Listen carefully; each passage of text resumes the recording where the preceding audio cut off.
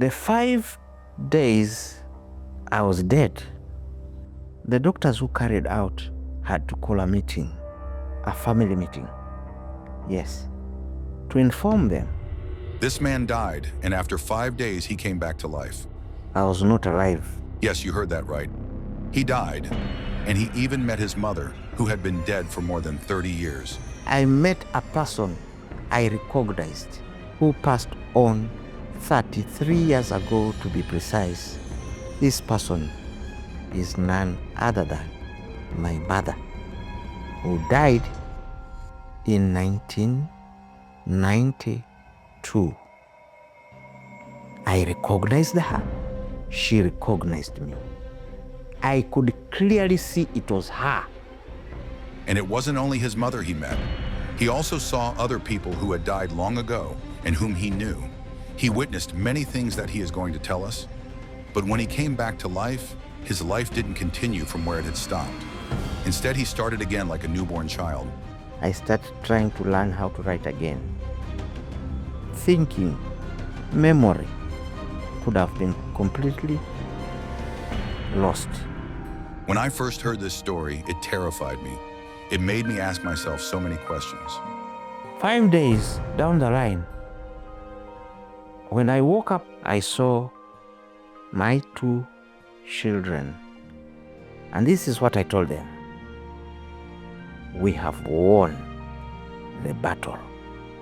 My daughter always asks me, which is this battle that we won? Apart from Jesus Christ, who, according to the Bible, spent 3 days in the grave before resurrecting, how can an ordinary person die and come back to life? And why didn't they bury him immediately after he died? Why did they keep him for those 5 days? My curiosity pushed me to meet him. In this story, he tells us what he remembers before he died, how he met his mother, who had been gone for more than 30 years, what they talked about, the other people he met, what he saw in the place where he was, and how he eventually returned to this world. My name is again Trevor Makio. I have been a disease surveillance officer for the years I've mentioned before, over 20 years in disease surveillance and response. Now this time around, I'm talking about the injury that I had that occurred some 3 years ago when I was coming from work. I almost died. Indeed, it was a near-death experience. I met thugs when I was coming from work, and they attacked me, injured me, seriously injured me. I had been hit with a stone on my head, and I had multiple skull fracture that almost killed me. Indeed, it was a kind of near-death of experience. I was hit on the head and went down unconscious for like 30 minutes. When I woke up, when I stood, I remembered I had a bag, but it was not on my back again. I had a phone, I lost my phone, and I was just alone outside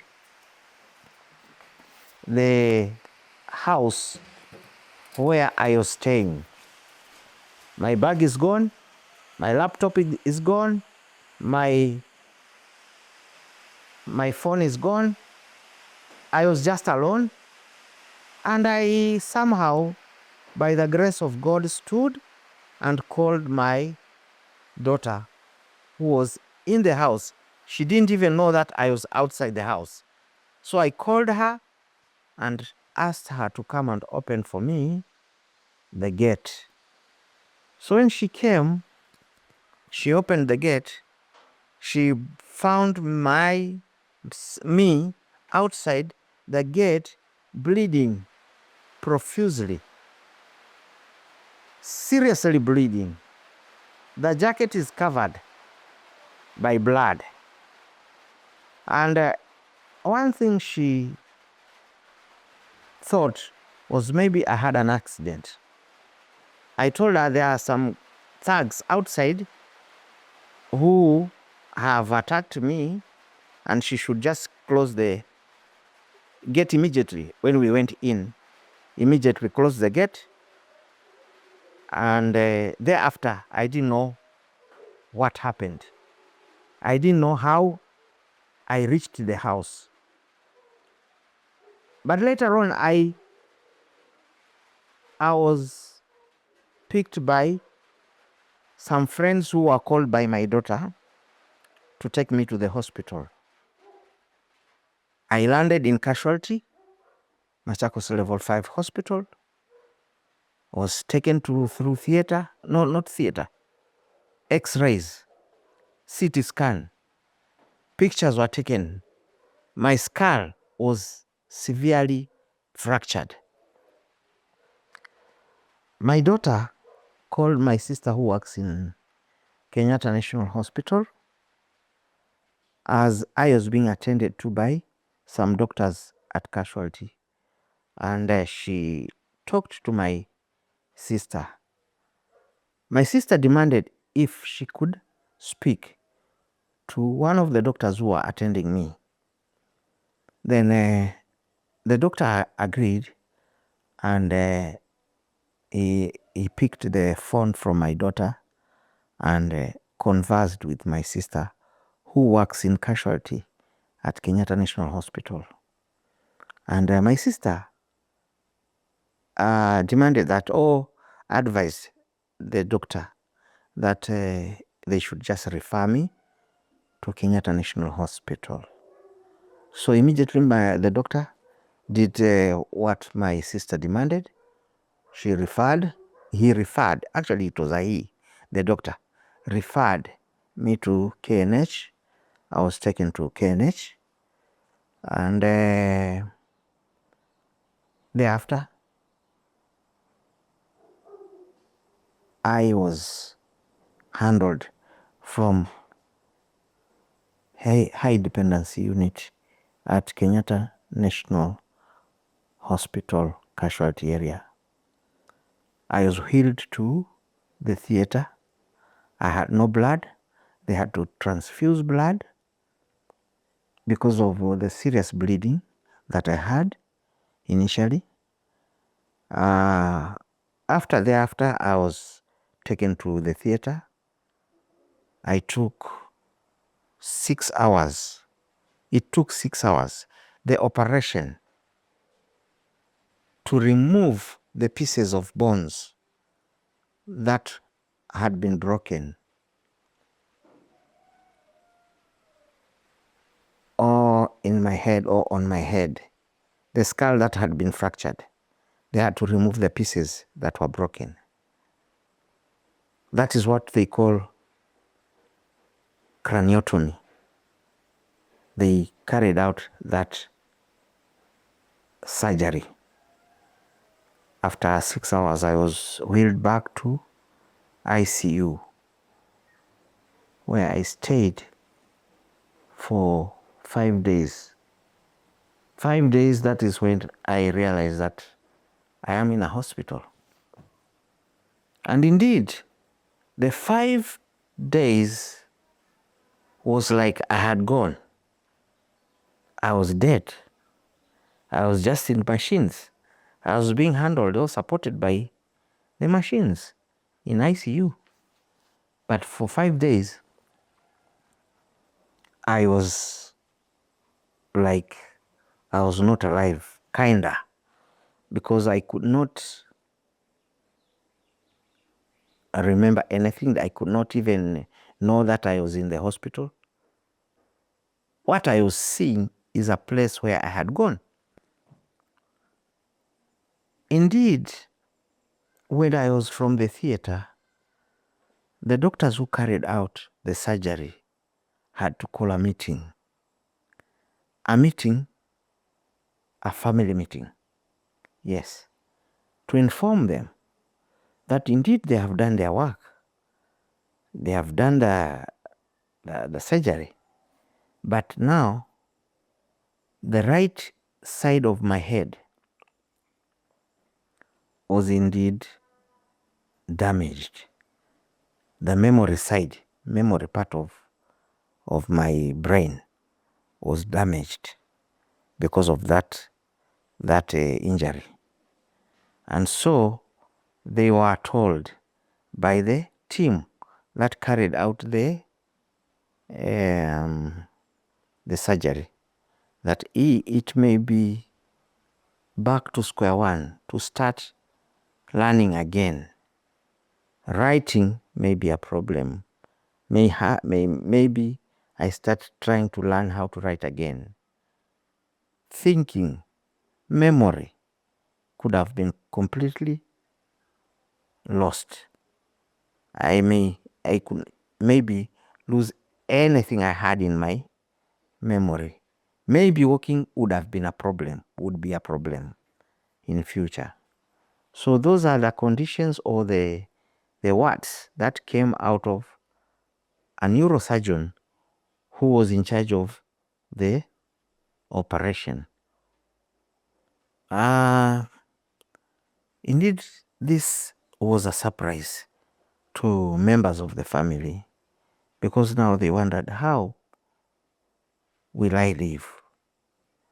This is a new life of living, having to start again back from square one, having to learn how to write, having to learn how to speak, having to learn how to walk. Those are three things that were indeed serious to all members of the family.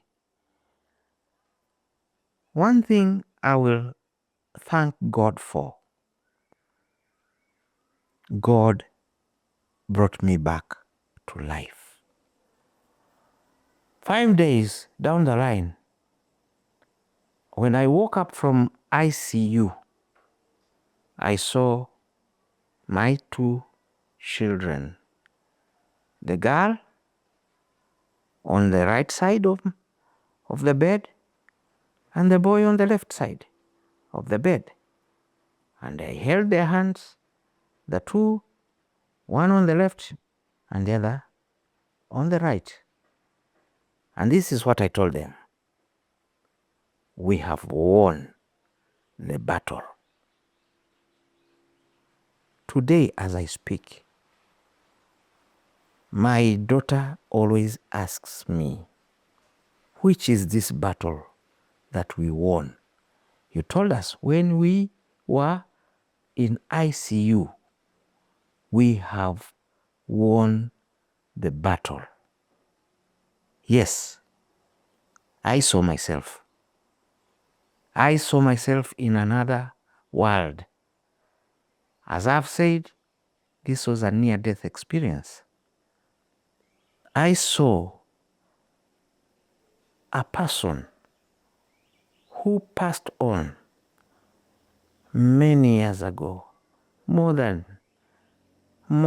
33 years ago. I saw that person where I was taken. Not at a close range, but I saw this person at a distance. Above the clouds, there are areas that are a replica to the world below the clouds. I saw that. I saw a flower garden. I saw almost like a replica of what we have here on earth. And I saw myself on a building, looking down on a ground which looked like earth, or a replica of where we live today in the physical world. I saw the person who passed on 33 years ago, to be precise, walking, crossing the river. Not very close, but I could see this person, I could identify this person. And when this person stopped where she was crossing over to another place, she stopped, looked at where I was, and waved me, and went, and just went. After that, I woke up, found myself in ICU at Kenyatta National Hospital. And this has been my story. I died, I went, I came back. Today, as I speak, I'm fully restored. This is a miracle. To me, it is a miracle, because after 6-7 months having a dent on my head, I had to go back for the second surgery. Second surgery, meaning that I have to be operated on again, so that the dent that I had could be covered using some plates which are almost close to be like skull. They call them titanium plates or titanium mesh, which would closely resemble the skull, so that they could cover the dent that I had after removing the pieces of bones in the first operation. So the second operation was called cranioplasty. Cranioplasty, meaning that they had to rebuild the skull so that the head looks like the way it was before. Today, as I speak, I have the titanium plate on my head, which has covered the brain area which was exposed. Today, I can stand and speak with confidence that indeed this was a miracle. For even the doctors who carried out the operation, I have met them several times at Kenyatta National Hospital, at a private hospital which carried out the second operation, the Metropolitan Private Hospital. I have met them several times. They always ask me, are you the same person? Are you the one? Are you the one walking? Are you the one speaking? Are you the one who can recall everything? I always tell them, yes. I remove my cap. They see the area that was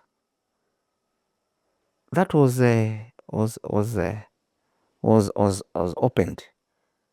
The part of the head that they opened. They always see the scar that runs along my head. And I always tell them, yes, I can recall everything. I can remember everything. I can speak without a doubt. I can stand before you and explain what happened. My memory has been fully restored. This is one of those stories that reminds us how mysterious life truly is. What he experienced during those 5 days raises questions none of us can ignore. Questions about life, about death, and about what exists beyond what our eyes can see. Whether you believe it or not, his journey changed him forever. And it might change the way you see the world too. I spoke of a woman I saw, a person I saw, a person I recognized. This was none other than my mother, who died in 1992 when I was a young man, when I was not even married. I recognized her, and she recognized me. I waved. Okay, she stood as I was looking at her, asking myself, could that be my mother? Because the hair was black. She died looking like very old, not old as such, but with white, gray hair. But when I was looking at her, her hair was dark, black, but the face was clearly her. I could recognize her. And she recognized me and waved at me. And she continued her errands. Wherever they go, I could not tell where she was going because I was not at a close range. I didn't talk one-on-one. I only saw her from far. And I realized this is my mother. And she waved, and I waved back, and she went. If this story touched you or sparked your curiosity, make sure to like this video, share it with your friends, and leave a comment telling us what you think. Don't forget to subscribe to the channel so you never miss stories like this. And for those who want to support us even more, join our YouTube membership for exclusive content and behind-the-scenes stories.